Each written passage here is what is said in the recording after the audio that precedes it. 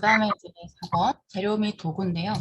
이거는 이제 저울, 유리막대, 종이컵 등등 이런 재료에 대한 설명은 제가 이제 유튜브 저희 협회 유튜브 채널에다가 공개 영상으로 올려놓은 게 있거든요.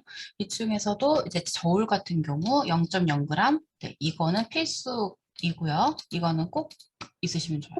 그리고 0.00g은요, 있으시면 좋고 없으셔도 무방해요. 없으셔도 무방한데 하나 정도는 가지고 계시면 좋을 것 같아요. 나중에 뭐 조색을 좀 많이 하시는 분들은 있는 거를 가지고 계시는 거 좀 추천드리고요. 자, 유리막대 같은 경우 아직까지 이거를 배우신 지 얼마 안 되시는 분들은 혼자서 독학을 하셨던 분들도 계실 거고 아니면 최초 처음부터 아예 그냥 하시는 이게 아예 처음 배우시는 분도 있으실 텐데 독학을 하셨던 분들은 나무 막대를 좀 많이 사용을 하시더라고요. 근데 나무 막대보다는 차라리 유리막대가 없으시면은 나무젓가락이나 아니면 숟가락으로 갖다 하시더라도 네, 기포를 줄여주니까 그렇게 하시는 게 좋을 것 같아요. 그리고 음, 종이컵은요. 종이컵 말고도 뭐 일단 뭐 그냥 플라스틱 계량컵 같은 거를 사용하셔도 되긴 하지만 팩볼 사용하시는 분도 있죠. 팩볼도 그렇고 플라스틱도 그렇고 안에 이제 반죽을 교반을 막 하다 보면은 스크래치가 많이 생겨요. 그러면 얘도 결국에는 컬러별로 이제 사용을 할 수밖에 없거든요. 그래서 대부분 이거는 아직까지는 어쩔 수 없이 뭐 저희가 일회용 종이컵을 자주 사용을 하는데 최소 180ml 그리고 대용량일수록 유리막대가 대략 한 저희가 20cm 정도 사용을 하는데 작은 자판기 종이컵 기준에 근데 종이컵에 좀 커진다. 한 석고가 한 300g, 뭐 200g 이상 들어가는 거를 사용을 한다 그러면 종이컵이 위로 이제 길쭉한 테이크아웃처럼 생긴 거를 많이 사용을 하시거든요. 그럴 때는 유리막대도 두께가 넓어져야 되고 길이도 길어져야 되거든요. 이거를 저한테 수업을 받으셨던 분들은 아마 방문 한 번 오셨던 분들은 제가 한 번씩은 아마 보여드렸을 거예요. 그래서 그런 두께가 있는 걸로 길쭉한 걸로 사용하셔도 좋아요. 무방하고 그리고 몰드. 그러니까 몰드에 대한 건 이따 또 설명을 드리기 때문에 넘어가고요. 사포도 네. 사포 같은 경우는 우리가 아직까지는 그 사포를 처음에는 저는 석고할 때 소량 반죽을 부을 때는 거의 안 쓰거든요. 거의 안 쓰고 저는 물티슈로 그냥 모서리를 마무리를 하고 말아요. 그것도 이제 뽑자마자 아직 무를 때 습기가 완전 건조가 다 되기 전에 뽑자마자 살짝 거기를 눌러가지고 이제 정리를 하는데 이것도 너무 늦게 하게 되면은 안 되거든요. 그리고 흰색이라든가 뭐 젓갈색 들어가는 그런 애들, 인디핑크도 마찬가지고 그런 애들은 오래 방치하면은 오히려 그게 안 돼서 그럴 때 이제 사포를 써야겠죠. 사포를 몇 방짜리를 사용하냐고 이제 물어보신다고 하면은 콕 집어서 이제 말씀을 드리기 애매하긴 한데 다이소 가시면은요 한 320방, 220방짜리도 팔아요. 그러니까 그 정도? 그 정도 수준으로 보셔도 되고 되게 거친 게 필요하다. 너무 거친 거 150방을 하나를 사용하시잖아요. 그러면은 최소한 150방에서 끝내면 안 되고요. 320방까지는 가셔야 돼요. 320방이 아니면 400방까지 한 두 번 정도 작업을 한번 해주셔야 되고요. 뒤에가 굉장히 거칠거든요. 사포의 뒷면에 이제 표기되는 이 숫자 있죠. 요거는 아직까지도 헷갈려 하시는 분들 계신데요. 이 거친 정도로 나타내고 숫자가 높을수록 곱고 낮을수록 거칠어요. 이거를 쉽게 설명을 드리자면요.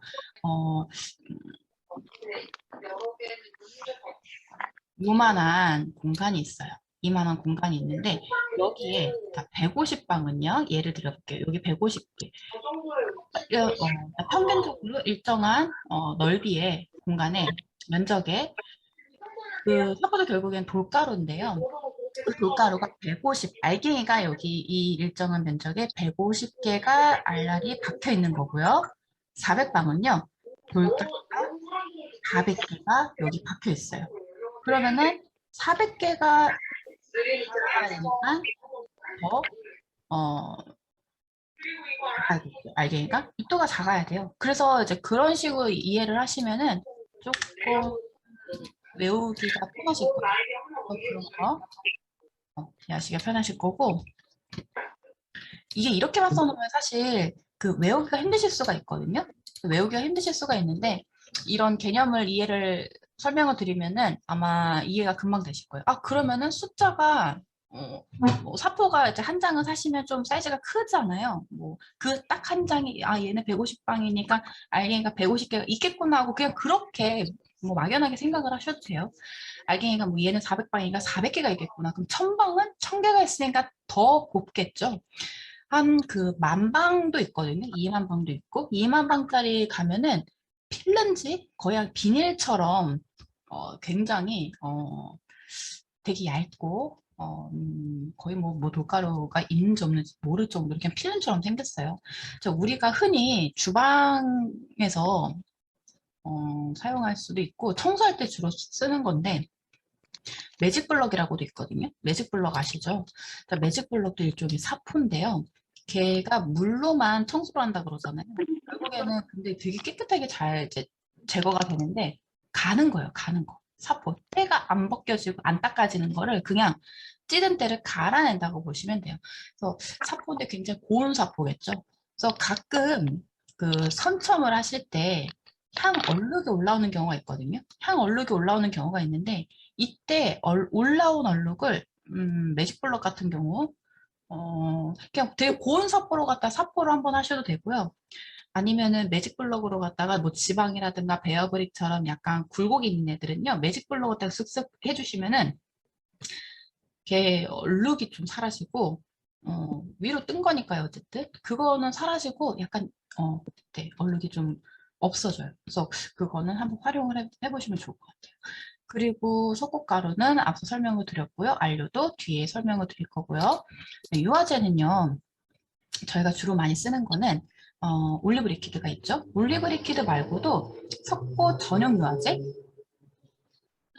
석고 전용 유화제가 있고 그 다음에 피마자 이런 거 많이 있잖아요. 뭘 쓰시든 상관은 없는데 무향이니까 뭐 향이 안 들어가니까 유화제는 안 들어가도 되나요? 하고 하시는 분들도 계세요. 질문을 하시는 분들도 계신데 유화제는요. 여기서 무향할 때 빠져도 되는 거는요. 향밖에 없어요. 무향은 말 그대로 향만 빼시면 되고 유화제는 그대로 들어가야 됩니다. 유화제는 어쨌든 일종의 계면활성제잖아요.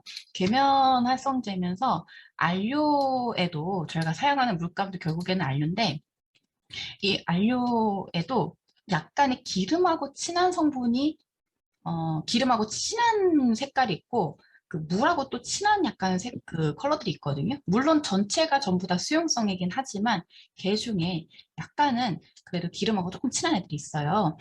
뭐 레드 같은 경우는 뭐 만들고 보면은 윗면에 약간 기름띠 같은 것도 뜨기도 하고 그런데 어, 그런 것들도 있고 그다음에 유화제는 결국에는 그 과량을 하게 되면은 오히려 그 석고가 좀 안 굳거나 늦게 굳거나 뭐 그렇게 만들기 때문에 적절한 양을 사용하셔야 되는데 아마 처음에 석고를 독학을 하셨다 하시는 분들은 재료를 구매를 하실 때 재료 구매처에서 흔하게 뭐 권장하는 그 비율이 있죠. 물 40에 뭐 석고 100g에 리퀴드 5g 내지 10g, 향도 5g 내지 10g 굉장히 많이 쓰라고 하거든요. 가량은 굉장히 좋겠죠. 근데 그렇게까지 많이 사용을 하시면은 안 되고요. 그렇게 많이 사용하시고 나서 결과가 어, 나중에 그걸 뺐을 때 뒤에가 막 뭉개지거나 그런 경우도 경험해 보셨을 수도 있어요. 그래서 물성이 오히려 저하가 되니까 적절하게 하시고 저희가 지금 추천을 드리는 거는 일단은 표준 레시피로 사용을 하시면 될 것 같고요. 잠시만요. 네, 유화제 적절하게 사용하시면 좋고요.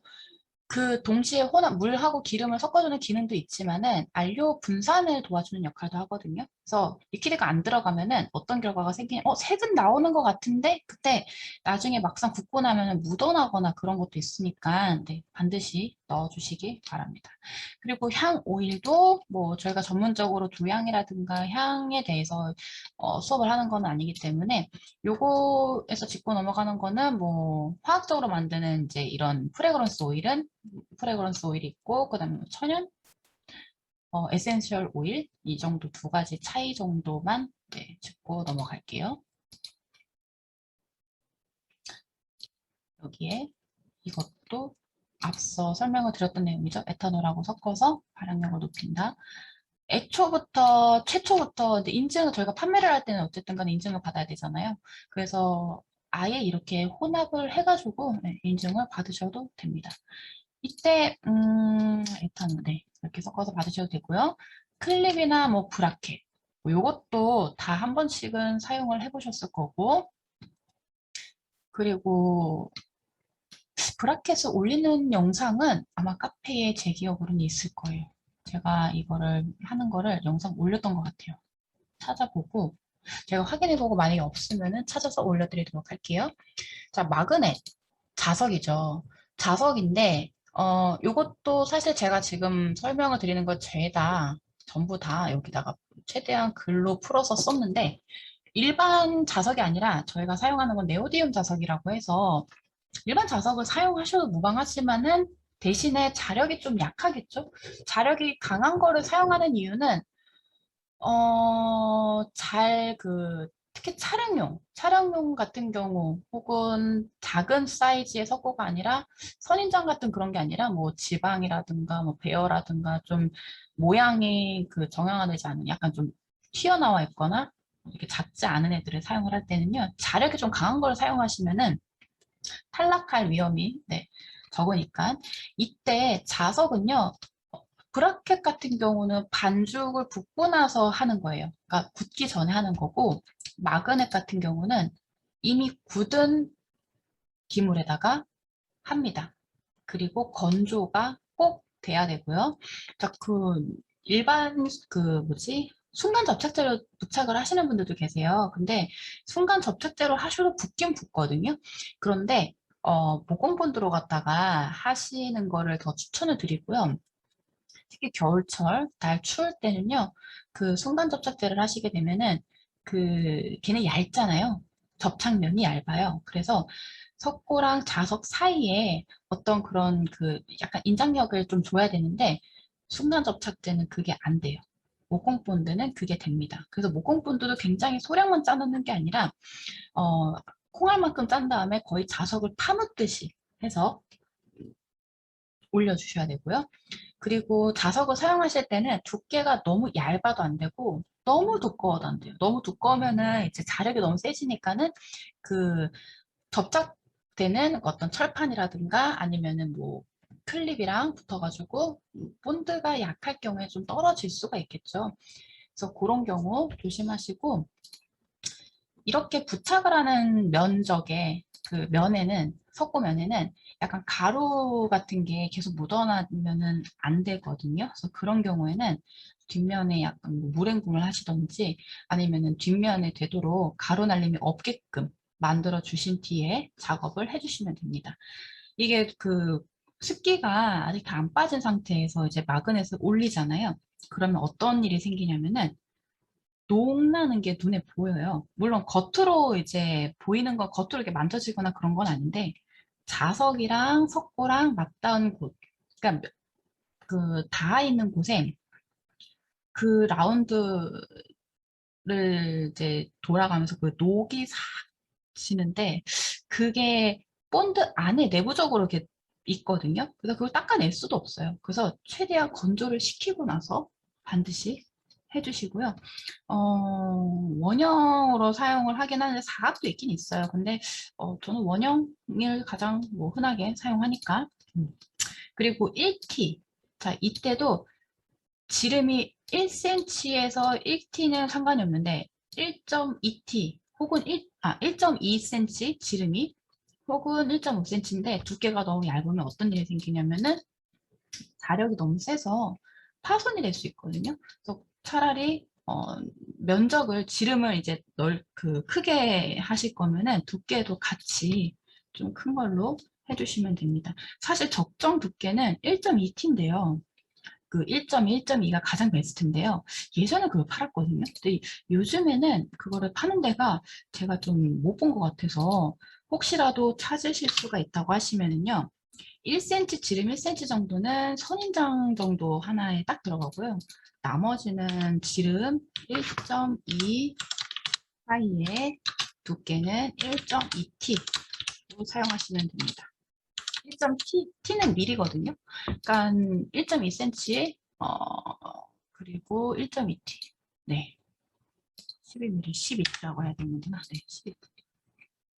1.2T가 맞네요. 12T는 12cm니까.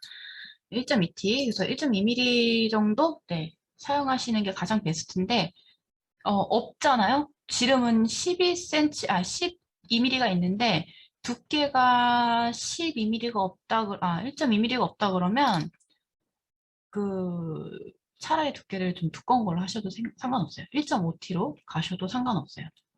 근데 얘를 더 오히려 줄이는 거는 상관이 없고 지름이 1cm면은 얘는 1T도 괜찮아요. 근데 지름이 늘어나면은 두께도 같이 네, 늘어나야 돼요. 반대로 가면은 안 됩니다. 파손될 수 있어서 깨질 수가 있으니까. 근데 뭐 깨진 거 뭐 내가 쓸 거면 상관없는데 그러면 뭐 상관없어요. 근데 이제 뭐 판매용으로는 좀 적당하지가 않으니까. 그리고 접착제는요, 주로 어떤 걸 사용하시냐면은 보통 많이 쓰는 건 그거죠. 순간 접착제. 그 다음에 목공 접착제. 목공용 본드죠. 목공용 본드를 이제 주로 사용을 하는데 제가 쓰는 거는 이제 50 거를 많이 사용을 하고요. 가끔 순간 접착제는 뭘 쓰시냐면은 그거 많이 쓰시거든요. 이름 뭐였더라? 파란 거 뭐였죠? 그거? 록타이트. 록타이트를 사용하시는데, 뭐, 어차피 뭐, 금방 붙이는 거, 굳는 거, 혹은 평평한 면에다 쓰는 거는 상관이 없는데요. 약간 동글동글한 면적, 약간 본드가 많이 올라갔을 때 흐를 만한 곳에다가 올리실 때는, 네, 록타이트는 적절하지가 않고요. 일단 건조가 좀 느려요. 그리고 너무 잘 흐르기 때문에 전 록타이트 안 씁니다. 이거 빨리 굳히려고 엑시아라고 그거 건조 촉진하는 거 있거든요. 경화 촉진하는 거. 그런 거 사용하시기도 하는데요. 되게 독해요. 그런 거는 웬만하면 안 쓰시는 게 좋을 것 같아요. 그래서 추천을 굳이 드리자고 하면은 저는 초반부터 지금까지 네, 꾸준하게 그냥 50 거로 슈퍼스트롱이라고 있거든요. 그거 순간 접착제 사용을 하고 있고요. 목공 접착제는 목공 본드는 솔직히 아무거나 사용하셔도 상관은 없는데 그 대신에 오래 써야 되니까 잘 안 막히는 타입으로 쓰세요. 저는 이제 손으로 쭉쭉 치약처럼 짜서 쓰는 거 대용량으로 사용을 하는데 가격도 저렴하고 괜찮아요. 이거를 이제 섞어서 쓰시던지 아니면은 하나씩만 사용을 하시던지 상관은 없는데 대부분 파츠를 부착을 하실 때는 순간 접착제를 사용하시고요. 자석은 목공 본드, 그다음에 뭐 패브릭 타입을 사용을 한다. 패브릭 타입 같은 거 부착을 한다 그러면은 순간 접착제도 붙긴 붙어요. 근데 얘랑 같이 쓰셔도 되고 아니면은 리본 공예 쪽에서 쓰는 또 접착제가 있어요. 에폭시 본드라고 그런 거 쓰셔도 되기는 하는데 그 본드 같은 경우는요, 목공 본드 말고 순간 접착제 말고 다른 종류의 본드를 사용하시기 전에 뭐 반드시까지는 아닌데요. 초록누리 한 번쯤은 그 제품을 쳐보세요. 쳐보시고 독성이라든가 뭐 이런 거를 한 번은 체크를 해보시고 네, 써보시기를 바랍니다. 왜냐면 냄새가 너무 독하거든요. 그런 것들 검색해보면은 대부분 뭐, 네, 문제 있는 것도 있는 경우도 있더라고요. 어쨌든 접착제니까 어쩔 수가 없는 것도 있는데 그래도 덜 독한 걸로 사용을 하시는 게 좋겠죠? 석고 경화제는 제가 앞서 설명을 드렸지만은 다시 설명을 드리자면 추가적으로 설명을 드리자면은 경화제는요 몰드에 붓기 전에 씁니다. 몰드에 붓기 전에 다 교반이 이미 끝난 후에 마지막에 붓고 빠르게 저어서 바로 부으시면 됩니다. 아주 소량만으로도 예, 효과가 발생하니까 100 기준의 최대예요. 최대 2g 미만이에요. 그러니까 2g까지만 사용을 하시는 건데 이것도 전부 지금 저희가 컬러가 대략 한 12색 정도 되는데 다 쓰는 건 아니에요. 오히려 다른 거는 너무 빨리 굳어서 난리잖아요. 그러니까 안 굳는 컬러들, 석고가루마다 또 안 굳는 컬러들, 잘 안 굳는 것들이 있으니까 그런 거, 그런 세 개만 적용을 하시면 될 것 같고요. 안 굳는 컬러, 경화제를 사용해야 되는 컬러들은 카페 가보시면 내추럴이랑 캔들왁스 거 석고가루랑 했던 것들 이제 저희 선생님들이 올려주신 분들 몇 분 계시죠? 그래서 그거 참고하셔도 됩니다. 일단 블랙은 사용하시고요. 청록도 사용을 하셔야 되고 그린, 뭐 그린 정도? 빨강도 소꿉가루마다 약간 차이가 있는데 굳긴 굳거든요. 굳긴 굳는데 뒷면에 약간 뜨는 거라든가 그 묻어나는 게 싫으시면 경화제 사용하시는 게 좋아요.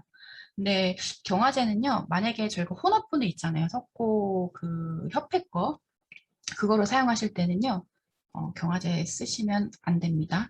얘네들은 같이 쓰는 게 아니에요. 혼합분은 혼합분만. 그게 들어가면은 경화제 사용하실 필요가 없어요. 자, 그리고 아크릴 물감이고요. 아크릴 물감 주로 석고 채색용으로 많이 쓰잖아요. 이때 저희가 쓰는 브랜드는 뭐 데코아트를 가장 많이 쓰는데 데코아트도 종류가 많아요. 크래프트가 있고 메탈릭도 있고 여러 가지가 있는데 데코아트 물감 라인 중에서 가장 저렴한 라인이 지금 저희가 사용하고 있는 채색 물감이고요. 그 약간 묽거든요. 묽은데 왜 그 아크릴 물감으로 갖다 채색하시면 돼요. 그러고 그러면 내가 가지고 있는 알파카 아크릴 물감으로 채색을 해봐야겠다 해서 그걸로 채색을 했는데 했더니 얘가 뜨고 난리가 나는 거예요. 뭐 향을 후첨을 했는데 또 도막만 딱 그 칠한 부분만 이렇게 막 그 뭐라 해야 돼 필름처럼 이렇게 벗겨진다 그래야 되나? 그런 경우도 있단 말이에요. 그래서 그런 거를 아크릴 물감도 종류가 많으니까 음, 뭐 이것도 설명하실 때는 데코아트를 사용하시라고 반드시 얘기를 해주셔야 되고요. 그리고 만약에 물감이 안 먹는 경우가 있어요. 안 먹는 경우는 어떻게 사용을 하시냐면은 어, 이런 방법을 써보시면 돼요. 아크릴 물감을 희석하여서 먹여주듯이 뭐랑 희석을 하겠어요? 물에다가 희석을 하시면 되거든요. 근데 이런 경우는 이 물에다가 희석을 해서 색을 연하게 계속 레이어를 약간 좀 덧입혀 주듯이 레이어를 씌워주듯이 이제 채색하는 방법은 주로 이제 강아지 채색이라든가 뭐 디테일이 좀 있는 몰드로 뽑은 애들 그런 애들은 이제 그런 식으로 채색을 하시면 되고요. 왜냐면 팍 건지잖아요. 물이 많이 타니까. 아크릴 물감을 수채화처럼 쓰는 거예요. 아니면은 이제 수채화 물감하고 섞어서 조색을 하셔도 됩니다. 그렇게 하면 이제 그 물감 약간 겉도는 것 같은 애들이 수채화 물감이랑 섞어서 하면은 좀 덜해요. 덜하고 아니면은 수채화 물감을 먼저 채색을 하시고 걔는 좀 잘 그나마 먹으니까 그 윗면에다가 겉면에다가 이제 아크릴 물감으로 데코아트로 갖다가 한번 덧발라가지고 채색을 하셔도 됩니다. 마무리로. 그냥 둘이 섞어서 쓰시는 게 가장 좋은 것 같아요. 보통 채색 많이 하시는 분들은 조색 능하시거든요. 조색 굉장히 잘하세요. 그래서 그렇게 하실 때 수채 물감이랑 섞어서 하시는 게 좋고 만약에 얘를 조금 더 원론적으로 들어간다 그러면 바인더를 섞겠죠. 네, 수채화 바인더가 별도로 있습니다. 그래서 물감도 수채화 물감도 결국에는 물감 세트로 사게 되면은 조금 더 비싸요. 근데 바인더 하나만 사시면은 그냥 그거로 갖다 작업하시는 게 조금 더 작업성이 올라갑니다. 그래서 그렇게 섞어서 해보셔도 될 것 같아요. 그리고 네. 자, 이 얘기는 무슨 얘기냐면은 석고김을 표면에다가 요철을 만드는 거 임의로. 이런 경우가 어떤 경우냐? 굉장히 그 맨질맨질하게 나오는 몰드들이 있어요. 그 맨질맨질하게 나오는 주로 캐릭터 같은 몰드들은 뽑았을 때 여기 너무 겉도는 거야. 칠이 내가 붓칠을 하는 색이 도저히 안 먹고 거기가 작고 거기만 색이 막 안 먹고 그런 경우는 그 표면을 채색하기 전에 사포로 살짝 갈아내시고 물감을 하시면 돼요. 거긴 너무 맨질맨질한 이유가 이제 거기 그 부분에 요철이 너무 없어서 그런 거거든요.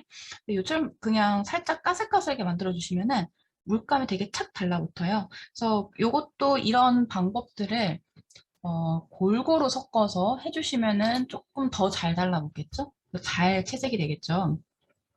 그렇게, 네, 하시는 방법도 있고, 어, 한번 참고를 해보시고, 테스트도 한번 해보시고, 도전도 한번 해보세요. 그래서 채색은 그렇게 해보시면 되고, 라이터는, 저희가 기포 제거를, 네, 쓰는 건데, 석고 뒷면에, 기포를 이제 뺄 때, 라이터로 갖다가 이제 막 하잖아요. 근데 에탄올을 쓰시는 분들도 있거든요. 근데 에탄올은요, 이런 경우를 지금 설명드릴게요. 몰드에 예를 들어서 몰드에 이게 몰드거든요. 몰드에다가 에탄올을 막 칙칙칙칙 뿌려요. 반죽을 붓기 전에. 그러면 거기에 에탄올이 여기 살짝 요런데 모서리 같은데 요런 부분 있죠? 제가 PPT로 갖다 하고 싶었는데 PPT가 이게 워드에서 어제 했는데 다 깨져버려가지고 한글로 갖다 하는데 요런 모서리 있어요. 모서리. 요런 부분에 에탄올을 너무 과하게 뿌리시면 여기 뭉쳐요. 요런데 요런 약간 요런데 모서리 변 타고 가는데 요런 상태에서 반죽을 붓잖아요. 그럼 여기는 물기가 많아요. 그죠? 에탄올도 결국엔 액체니까 그 상태에서 바로 반죽을 부어버리시면은 자, 반죽에 있는 내가 반죽에서 만들어 놓은 물 비율, 액체 비율하고 여기하고 맞닿은 부분 그 부분은 이제 액체 비율이 바뀌는 거예요. 변한단 말이에요. 그럼 여기는 되게 묽어지겠죠? 여긴 다 똑같은데 여긴 묽어진단 말이에요. 그러면은 걔를 뽑잖아요. 여기가 약간 그 예쁘고 깨끗하게 나와야 되는데 여기가 패여요. 패이는 경우가 있거든요. 자, 이게 역으로 생각하면은 가끔 반죽을 부었어요. 밑면에 부었는데 모자라. 그래서 내가 반죽을 이만큼 부었는데 살짝 모자라서 여기다 가운데 이게 또 부었어요.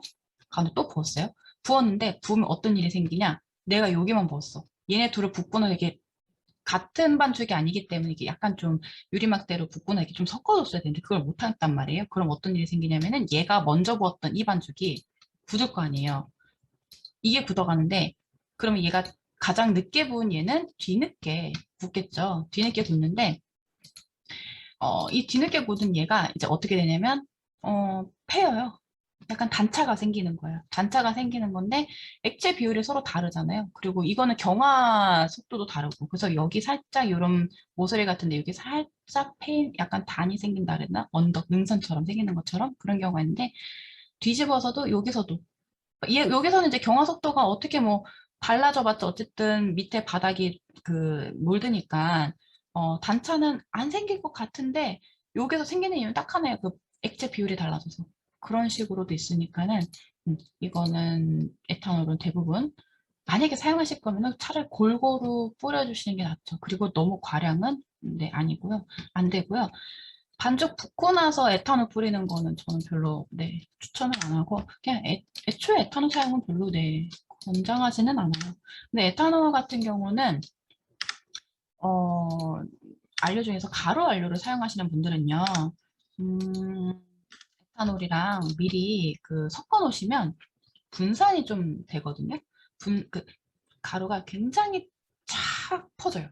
이게 되게 잘 녹아요. 녹는다는 거는 말이 안 되는데 약간 분산이 되게 잘 돼서 약간 물감처럼 되거든요. 그래서 그거를 응용을 하셔도 좋을 것 같습니다. 그 집에 뭐 가루 원료 같은 게 사용하시는 게 있다고 하시면은 물에다가 푸는 것보다는 에탄올에 미리 풀어가지고 소량 넣어서 섞어서 풀어 놓은 다음에 거기다 이제 뭐 물이랑 이것저것 넣어서 만드시면은 네, 더 분산이 잘 되는 거를 확인하실 수가 있을 거예요. 그래서 이런 식으로 하실 수가 있고 그 다음에 토치라이터, 터보라이터 이런 거 사용하시면 되고요. 그 캔들라이터를 많이 쓰시잖아요. 캔들라이터는 불꽃이 좀 약하거든요. 그래서 저는 이제 터보라이터나 토치라이터 이거 두 가지를 많이 사용을 하는데 그 도막이 반죽이 굉장히 되직할수록 라이터로는 잘 안 되니까 이때는 뭘로 제거를 하시냐면은 에어펌프로 공기 압으로 네, 풀어주시면 됩니다. 에어펌프는 다이소에 가시면 2,000원밖에 안 하는데 문제는 얘를 파는 데가 있고 안 파는 데가 있어요. 그래서 뭐 어디 다른 뭐 만약에 그 거주 지역에 다이소로 가셨는데 팔지를 않는다 그러면 어디 놀러 가신다 그러면 항상 다이소는 들려셔가지고 얘 파나 안 파나 보세요. 쿠팡이나 인터넷은 좀 비싸더라고요. 다이소가 제일 싸더라고요. 에어펌프로 갔다가 기포를 하고 나서 몰드를 네, 찰랑찰랑 흔들어가지고 수평을 맞춰주시면 되겠습니다. 자, 이제 용도에 맞는 실리콘 몰드 고르기. 지금 이런 이론 내용들을요, 지금 벌써 시간이 1시간 반이 넘어가는데 이거를 수업 때 수강생한테 하시려고 하시면은 굉장히 좀 힘드실 거예요. 이렇게 이거를 다 일일이 이제 설명을 다 하고 이해를 시키고 하는 거는 조금 힘드실 수가 있기 때문에 저 같은 경우도 이론 먼저 하고 넘어가지는 않거든요. 그래서 아니면 실습하면서 동시에 이제 중간중간 설명을 드리거나 하기 때문에 선생님들께서는 어, 참고하셔가지고 네, 잘 이거 뭐 자료는 제가 이제 카페에 올려드릴 테니까 그거로 네, 활용하시면 되고, 자 몰드 실리콘 몰드 고르는 거 요것도 얼룩하고 결국에는 그 얼룩 문제 때문에 이제 몰드를 좀 알고 넘어가시는 게 가장 좋아요. 몰드 같은 경우는 그 실리콘을 한 번이라도 다뤄보셨다 그러면은 이제 뭐 어떤 부가형, 뭐 축합형 요 정도까지는 알고 계시는 분들이 계실 거고요. 그 다음에 이제 축합형이랑 부가형 음, 차이점, 뭐 저희는 몰드 수업이 아니니까 뭐 그렇게 디테일하게 여기서는 그렇게 디테일하게 다루지는 않지만은 딱 단적인 예로 이제 딱 알려드리면은 자 요렇게 쭉쭉쭉 보다가 가장 중요한 부분은 여기 있네요. 마지막 문단에 컬러 작업은요 부가형보다는 수컷형 몰드에서 발색이 조금 더 좋아요. 요거는 왜 그러냐면 축합형 몰드가 조금 더 오일리하거든요. 그러니까 부가는 거의 대부분 매트한 편인데 축합형에는 오일이 약간 좀 많이 들어간 편인데요. 그게 그 일반화로 갖다 좀 시키기에는 약간 그 무리가 있고요. 그 저희가 이제 주로 많이 사용을 하는 몰드들은요. 축합형 실리콘인 경우에는 경도가 말랑말랑 하잖아요. 경도가 말랑말랑하고 그 텐션, 그러니까 그 심률도 굉장히 좋아요. 그러니까 막 훌렁훌렁하고 그다음에 그 뭐지? 잘 벌어지고, 그러니까 심률이 굉장히 좀 좋은 편인데 그런 몰드들은 오일이 좀 많이 들어가 있는 편이에요. 그래서 그런 것들이 부가적으로 저희가 컬러 작업을 할 때 발색이 조금 더 네, 잘 되는 도와주는 그런 요건이 되죠. 그래서 똑같은 모양의 몰드를 저희가 축합형 실리콘과 부가형 실리콘으로 두 가지 만드시잖아요.